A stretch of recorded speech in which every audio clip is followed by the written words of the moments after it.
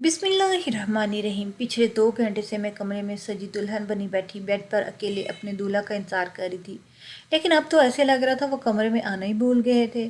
थकान से मेरा बुरा हाल था। ज़्यादा वक्त बैठने की वजह से मेरी कमर अकड़ कर टूटने लगी, पर ऐसे में लेट भी तो नहीं सकती थी। किसी वक्त भी मेरा दूल्हा आ सकता था।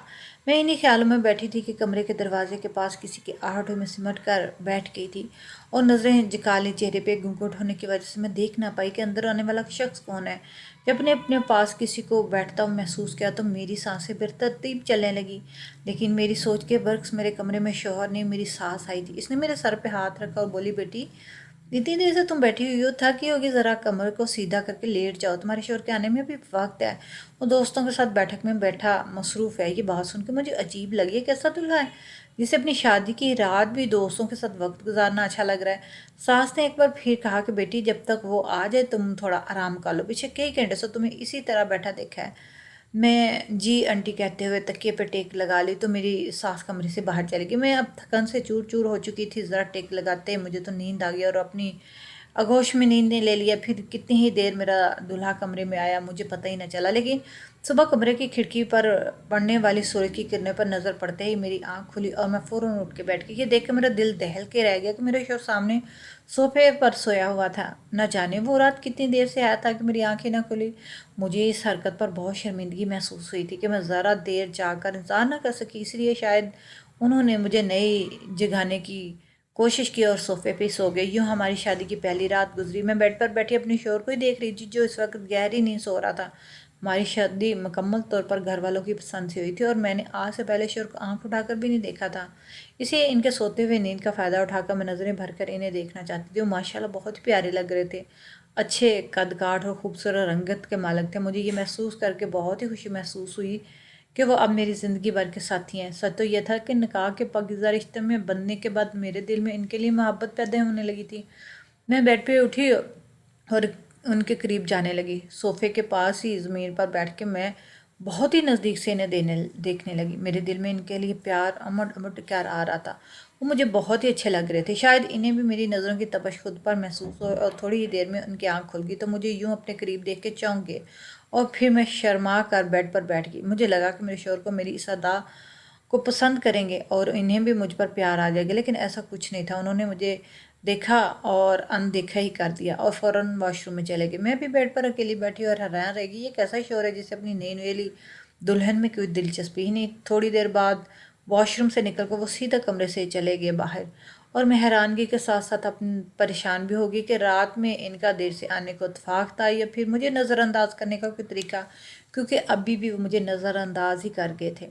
मैं अभी भी वहीं की वहीं सजी दजी जेवर के साथ बैठी थी जब सास एक बार फिर मेरे कमरे में आई और मेरा हुलिया देखे समझ गई कि हमारे बीच मियाँ बीवी वाला कोई तल्लक कायम नहीं हुआ। वो मुझसे नज़रें चुराते हुए कमरे से इधर उधर देख कर बोलने लगी, अरे तुम अभी तक तैयार नहीं हुई, हम साहब नाश्ते की मेज़ पर तुम्हारा इंतजार कर रहे हैं। सास ने अलमारी खोली और मेरे कपड़े निकालने लगी। मैं तब तक वॉशरूम में नहाने जा चुकी थी, लेकिन अभी तक अपने शोर के रवैये पर परेशान थी। उनको आखिर मुझसे क्या मसला था, जबकि मुझे देखकर ही इन्होंने पसंद कर लिया। मैं तैयार होकर बाहर निकली तो शोर नाश्ता करके घर से चले गई। मैंने इंतजार भरी नज़रों से इधर उधर देखा तो सास ने कहा, तुम आराम से नाश्ता कर लो, वो ऑफिस चला गया। अब तो मेरी परेशानी मज़ीद शिद्दत इख्तियार कर गई थी। इसे अगर मुझ में कोई मसला था तो बता देता। मैंने सास के कहने पर जैसे तैसे दो वाले हलक में उतारे और कमरे में आ गई। मेरी शादीशुदा ज़िंदगी की शुरुआत बहुत ही अजीब थी। मैंने ज़िंदगी भर जो दुख दर्द झीले थे, शादी के बाद तो वो सब को भूलना चाहती थी, लेकिन शोहर की ये बेरुखी अब मुझे मज़ीद अज़ियत में ढाल रही थी। पूरे दिन में कई बार सास मेरे कमरे में आई और सौ सौ बातें करके मेरा दिल बहलाने की कोशिश करती, लेकिन मेरा दिल जिसके लिए बेचैन था उसका कहीं नामो निशान भी ना था। वो पूरा दिन बाहर गुजार कर रात को वापस आए।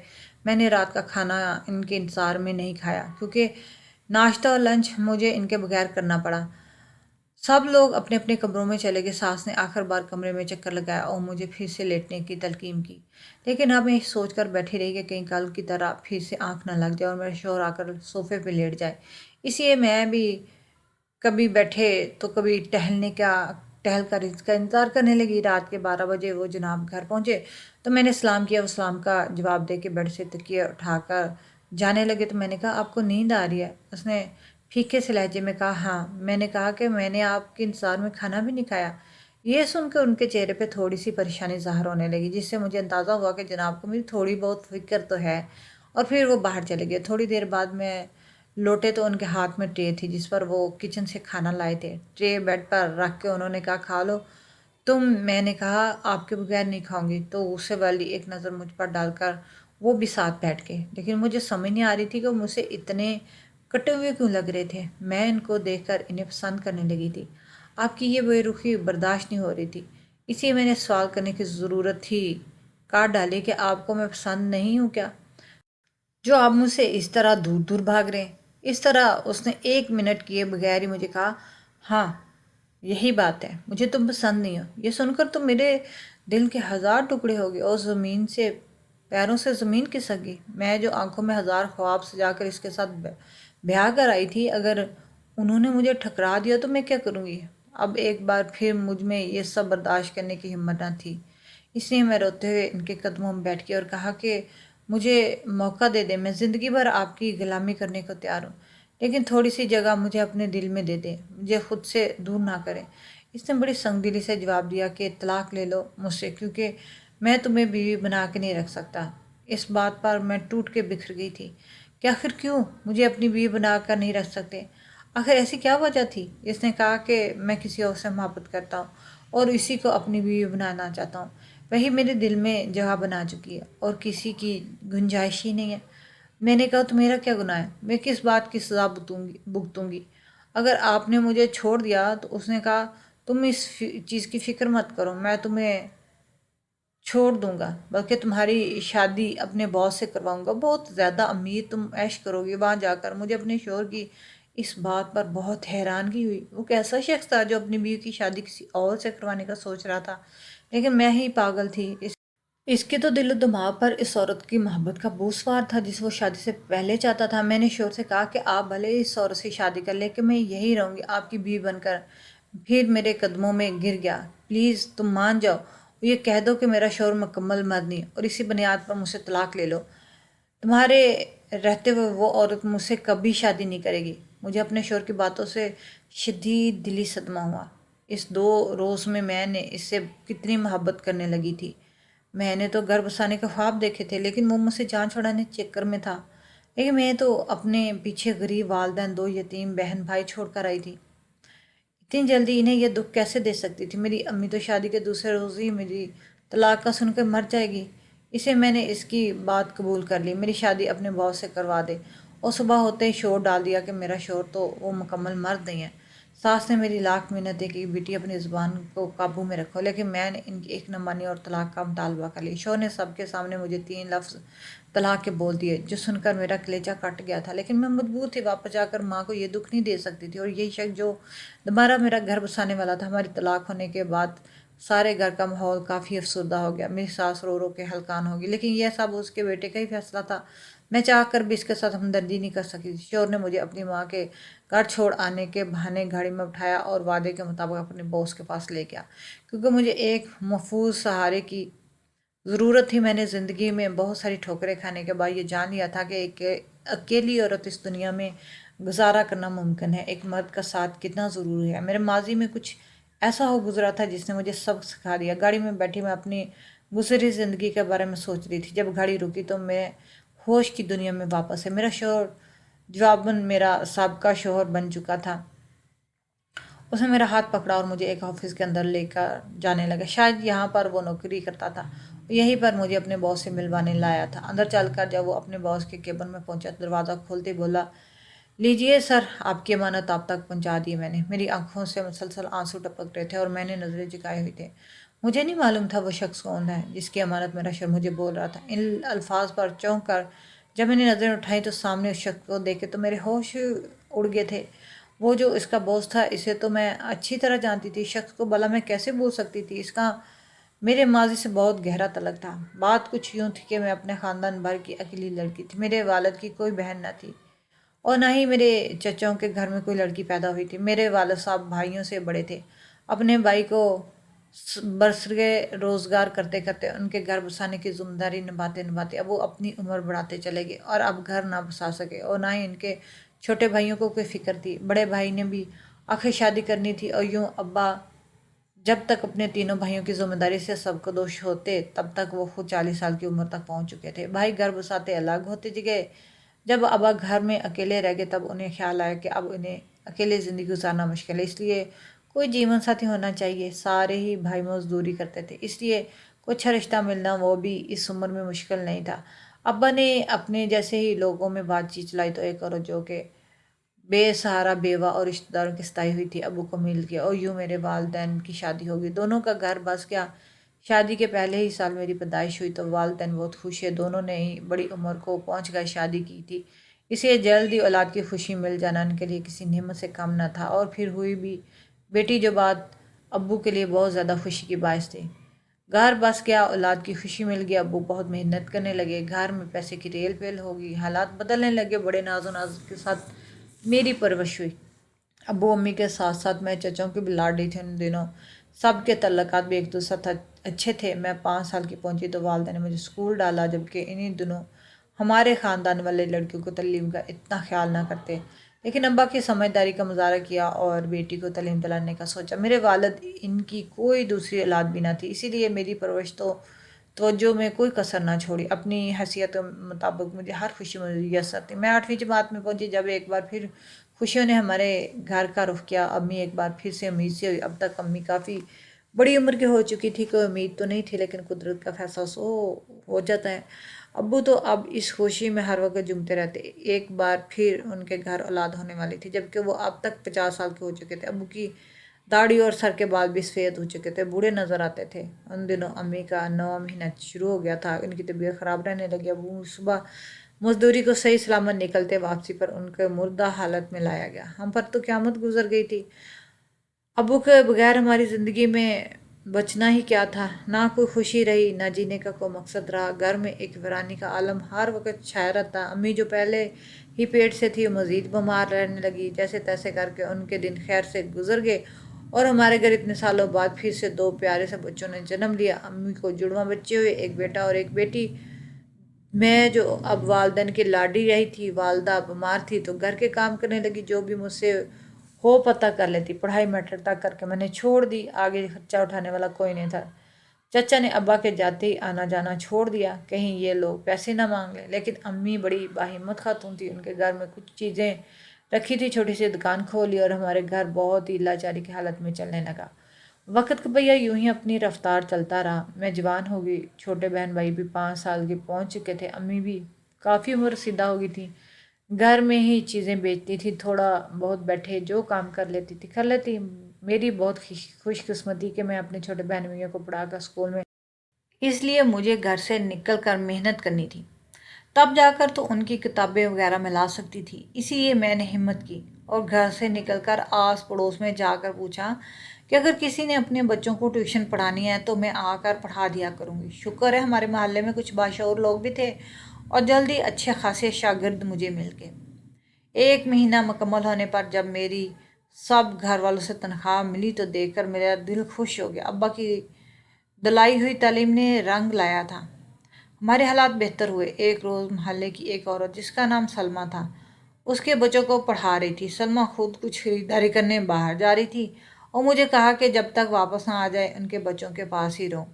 मैं भी, क्योंकि बाकी सारे बच्चों को पढ़ा चुकी थी, इसलिए इन्हें तसल्ली थी कि अब आ जाएंगी, तब तक मैं बच्चों का ख्याल रखूंगी। बच्चों की पढ़ाई तो मुकम्मल हो चुकी थी तो मैं इनके साथ ऐसे ही बैठी खेलने लगी। आधा घंटा मुझे वहाँ बैठे गुजर चुका था। सलमा बाजी अभी तक ना लौटी थी। मुझे इनका शिद्दत से इंतज़ार था, क्योंकि घर पर मेरी अम्मी भी परेशान हो रही थी और थोड़ी देर बाद उनके दरवाजे पे बेल बजी तो मैंने फ़ौरन जाकर दरवाज़ा खोला। मुझे लगा कि सलमा बाजी वापस आ गए, लेकिन सामने एक नौजवान खड़ा था। वो मुझे देखकर एक टिक नज़र गाड़े बस देखते ही जा रहा था। मैंने इसे आज से पहले कभी नहीं देखा था, इसलिए एक पल के लिए मैं भी इसे सकते की हालत में देखती रही। थोड़ी देर में बच्चों ने दौड़ते हुए आकर चाचू चाचू पुकारा तो वो साहब इनके पास अंदर आ गए। लेकिन इनकी नज़रें बार बार अपनी तरफ उड़ती देखकर मुझे बहुत उलझन हो रही थी, इसलिए मैंने बच्चों से इजाज़त चाहिए और कहा कि अब आप लोग घर में ही अकेले नहीं हो, इसलिए मैं चलती हूँ। तो उनके चाचू ने मेरे मतलब पूछा, कौन हो? बच्चों ने बताया कि ये ट्यूशन टीचर है, और मैं अपने घर चली गई। रास्ते में मुझे उस नौजवान की चुभती नज़र याद आ रही थी। اس طرح سے وہ مجھے دیکھ رہا تھا۔ وہ خوبصورت اور امیر تھا، لیکن ہم غریب لوگوں کا سب سے بڑا خزانہ عزت ہی تو ہوتی ہے، اسے مجھے اس کا گھورنا بالکل پسند نہیں تھا۔ راستے بھر میں مجھے یہی خیال پریشان کرتا رہا کہ گھر پہنچی تو امی کو گھر پر نہ پاؤں۔ ویسے تو امی کہیں بھی آتی جاتی نہیں تھی، اچانک آج وہ گھر سے غائب تھی، جو دیکھ کر میرا دل بیٹھ گیا۔ ایک دھیان تو میرا پہلے اس شخص کی طرف کھینچا ہوا تھا۔ امی کو نہ دیکھ کر میں مزید پریشان ہوگی۔ گھر پورا خالی تھا، میرے بہن بھائی شام کے اس وقت سپارے پڑھنے پاس والی مسجد میں جاتے تھے۔ اب میں اس طرح تو بیٹھ نہیں سکتی تھی، اس لیے انہیں دیکھنے چلے گی۔ راستے میں وہ مجھے واپس آتے ہی مل گئی اور پھر سے امی کی خبر ملی کہ میں نے واپس آنے میں دیر کر دی، تو امی مجھے ڈھونڈنے نکلی تھی۔ گھر تک پہنچتے پہنچتے ہم کو امی بھی گلی میں مل گئی اور چاروں اکٹھے گھر پہنچے۔ میں پھر امی سے ناراض ہونے لگی کہ انہیں باہر نکلنے کی کیا ضرورت ہے۔ امی پہلے گھٹنوں کی درد کے مریض تھی، چلنے پھرنے میں شدید دشواری کا سامنا تھا، اگر کہیں گر جاتی تو آج کون سنبھالتا۔ میں بس امی پر بولتی جا رہی تھی، جب امی نے کہا بیٹی اب تو کوئی چھوٹی بچی نہیں ہے جس کی فکر نہ ہو، دیر سویر ہو جاتی ہے تو خیر ہے، تم جوان ہو اور جب گھر سے باہر نکلتی ہو تو سو سو وسوسے آتے ہیں میرے ذہن میں، کہیں کسی کی بری نظر نہ پڑ دے، ہم تو غریبوں کے پاس بچے گا ہی کیا۔ امی کے الفاظ سنتے ہی مجھے سلما باجی کے دیور کا گھورنا یاد آیا اور دل میں دھڑکا سا لگ گیا کہ کہیں ایک بری نظر سے امی کی شاید وہی مراد تھی۔ اگلے دن ٹیوشن پڑھاتے جاتے مجھے بہت گھبراہٹ ہو رہی تھی، لیکن ہماری مجبوری تھی کہ روکھی سوکھی کھا کر پیٹ تو بننا تھا نا۔ لیکن امی کی دوائیاں اور بچوں کی پڑھائی میری ہی ٹیوشن کی کمائی سے چل رہی تھی، اس لیے نہ جانے کا تو سوال ہی پیدا نہیں ہوتا تھا۔ میں ہمت کر کے نکلی، جن گھروں میں پڑھاتی تھی اس گلی میں سب سے پہلے سلما باجی کا گھر آتا، یہاں ہمیشہ میں آخر میں پڑھاتی اور اب پھر اپنے گھر ہی چل آئی، لیکن سب سے پہلے سلما باجی کے گھر پہنچی کہ شاید اس وقت ان کے گھر مرد حضرات نہ موجود ہوں اور میں آسانی سے پڑھا کر واپس آ جاؤں گی۔ لیکن میری قسمت کے آج دروازہ اسی شخص نے کھولا جس سے میں گھبرا رہی تھی۔ اس کی وہی ترستی ہوئی نظریں مجھ پر جمی ہوئی تھیں۔ ایک تقریباً آدھا گھنٹے میں ان بچوں کو پڑھاتی وہ شخص مجھے گھورتا وہاں سے واپسی پر جب میں گیٹ کے قریب پہنچی تو اس نے مجھ سے بات کرنے کی بھی کوشش کی، لیکن میں نے اسے موقع نہ دیا اور جلدی سے باہر نکل آئی۔ اب گھبراہٹ کے مارے میرا پورا وجود کانپ رہا تھا اور باہر گلی میں پہنچ کر میں نے مڑ کر ایک بار پھر جب اس گیٹ کی طرف دیکھا تو وہ شخص مجھے ابھی تک دیکھ رہا تھا۔ بڑی مشکل سے خود کو سنبھال کر میں باقی گھروں میں پڑھانے چلے گئی تھی۔ اس کے بعد 2 روز تک میں سلما باجی کے گھر بچوں کو پڑھانے نہ جا سکی، لیکن تیسرے روز صبح صبح وہ ہمارے گھر آ گئی اور امی سے شکایت کرنے لگی کہ آپ کی بیٹی 2 دن نہیں آئی، میرے بچوں کے امتحان قریب ہیں اور مومنہ سے بہتر کوئی ٹیچر مجھے مل نہیں سکتی۔ امی نے ان کے سامنے مجھے ڈانٹ لگا دی، ان کے بچوں کو پڑھانے کا کہا۔ میں نے انہیں یقین دلایا کہ شام کو آ جاؤں گی اور پھر وہ اپنے گھر چلے گی۔ شام میں وعدہ کے مطابق ان کے گھر پڑھانے گئی تو مجھے یہ دیکھ کے حیرانی ہوئی ان کا دیور گھر پر نہیں تھا۔ میں مطمئن ہو کے بچوں کو زیادہ وقت دے کر پڑھا دیا، کیونکہ پچھلے 2 دن سے میں نہیں آ سکتی تھی۔ معمول کے مطابق سلما باجی بچوں کو پڑھائی کے وقت گھر کے کاموں میں مصروف ہوتی۔ جب میں جاننے لگی تو ان کے بیٹے نے ایک لیٹر میرے ہاتھ میں پکڑاتے ہوئے کہا باجی یہ چاچو نے آپ کے لیے دیا تھا، لیکن میں نے صاف انکار کر دیا تو بچہ پریشان ہو کر میری منتیں کرنے لگا باجی لے جائیں ورنہ امی دیکھ لیں گی۔ چاچو نے کہا تھا کہ امی کو نہ پتہ چلے۔ جب سلما باجی کو میں نے ایک طرف جاتے دیکھا تو بچے کی پریشانی دیکھ کر وہ لیٹر اپنے پرس میں رکھ لیا۔ اس کے بعد سارے گھر میں پڑھا کر جب لوٹی تو میں کافی تھک چکی تھی، وہ خط مجھے یاد ہی نہ رہا۔ رات میں اسے کسی کام سے پرس کھولا تو خط میرے سامنے آ کر گرا۔ اٹھا کر جب میں نے کھولا تو عجیب سحر آمیز باتیں اس میں لکھی ہوئی تھیں جو پڑھ کر میں اس شخص کے سحر میں گرفتار ہو چکی تھی۔ خط کا خلاصہ یوں تھا کہ السلام علیکم مومنہ جی، امید ہے کہ آپ خیریت سے ہوں گے، میری لاکھوں کروڑوں دعائیں آپ کے لیے، ہمیشہ خوش رہیں۔ آپ سوچ رہی ہیں کہ یہ خط شاید میں اپنی محبت کا اظہار کرنے کے لیے لکھا ہوگا، اس سے پہلے تو خط وصول کرنے سے بھی آپ گھبرا رہی ہوں گی، کیونکہ میرے بے لوث محبت کا احساس تو آپ کو میری بے قابو ہوتی نظروں سے تو ہو گیا ہوگا، لیکن یہ خط صرف اور صرف آپ سے معافی طلب کرنے کے لیے لکھا ہوں۔ آپ کو بہت پریشان کیا لیکن میں مجبور تھا۔ آپ نہیں جانتی کہ میری نظروں نے آپ سے بڑھ کر حسین چہرہ کبھی نہیں دیکھا تھا، یا پھر جس سے محبت ہو جاتی اس سے بڑھ کر کوئی حسین نہیں لگتا۔